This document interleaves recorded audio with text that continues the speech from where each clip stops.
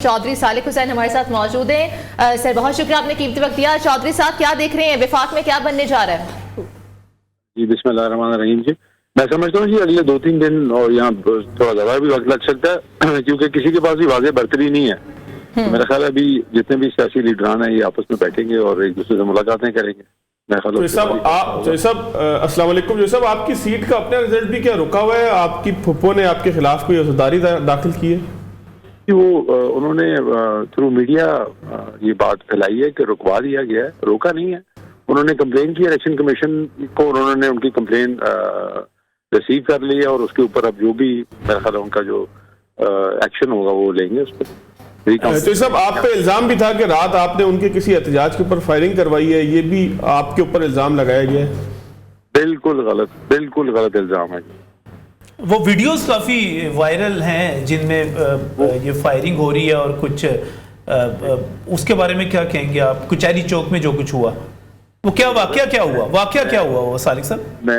मैंने जो फिर पता कराया तो वो कोई सपोर्टर था उसका, वो कोई था ये जो वीगो डाला उसमें वो जा रहा था, तो आगे से ये जो एहतजाज कर रहे थे उन्होंने उसको रोक लिया और मेरे ख्याल गालम गलोच शुरू हो गई। उसने बाहर निकला, उसने कहा कि इस जगह रास्ता दे दो, और नहीं सुना। मेरे ख्याल डंडे मारना शुरू कर दिए उसको। तो वहाँ पे मेरे ख्याल उसने निकल के फायरिंग की। मैं उस शख्स को जानता भी नहीं हूँ जी।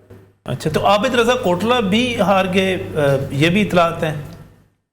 जी मैंने अभी ये सुना थोड़ी देर पहले जी। सही, उनका रिजल्ट आ गया। तो आप वफाकी हुकूमत का हिस्सा होंगे मुस्लिम लीग नून के साथ? बस पता नहीं हुकूमत किसकी बनने जा रही है, अभी तक तो क्लैरिटी नहीं है इसमें। लेकिन सर आपको अभी तक दावत दी है किसी ने?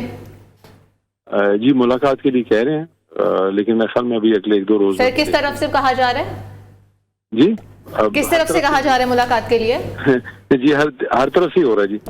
जो सब आप कंफर्टेबल किसके साथ हैं, नून लीग के साथ हैं कि पीपल्स पार्टी के साथ हैं, या दोनों अगर इत्तेहाद करते हैं तो आप कहेंगे कि इत्तेहाद में जाएं? आप क्या ख्वाहिश करते हैं, क्या पसंद करते हैं?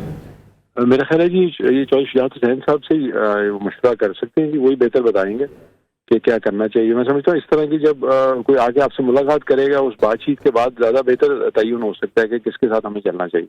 लेकिन जैसा एक और बात की जा रही है कि पाकिस्तान तहरीक इंसाफ कहती है कि उनका तो मुकाबला ही कोई नहीं है और उन्होंने इतनी सीटें 2/3 अक्सरियत अगर उनको मिल जाती, तो आप समझते हैं कि पीटीआई वाकई एक खतरा अब बन चुकी हुई है, बड़ा खतरा बन गई है?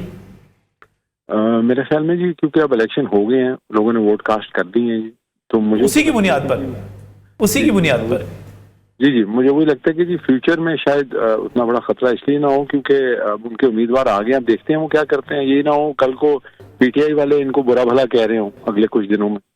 अच्छा, शफाफियत के हवाले से सालिक साहब आप क्या कहेंगे? क्योंकि हर जानिब क्या बल्कि हारने वालों की जानिब से इंतखाबात की मजबूरी शफाफियत के ऊपर बात हो रही है, कराची से लेके अटक तक। आगे खैबर में वो कहते हैं पीटीआई वाले के वो ठीक है, और पीटीआई के चाहने वाले और पीटीआई के मुखालफिन सारे बाकी जगहों के ऊपर सवालात उठाते हैं। तो आप शफाफियत को कैसे देखते हैं अपनी कौमी जमात के सरबराह की हैसियत से? मेरा ख्याल है जी कि ये हर इलेक्शनों में ऐसे ही होता है जी।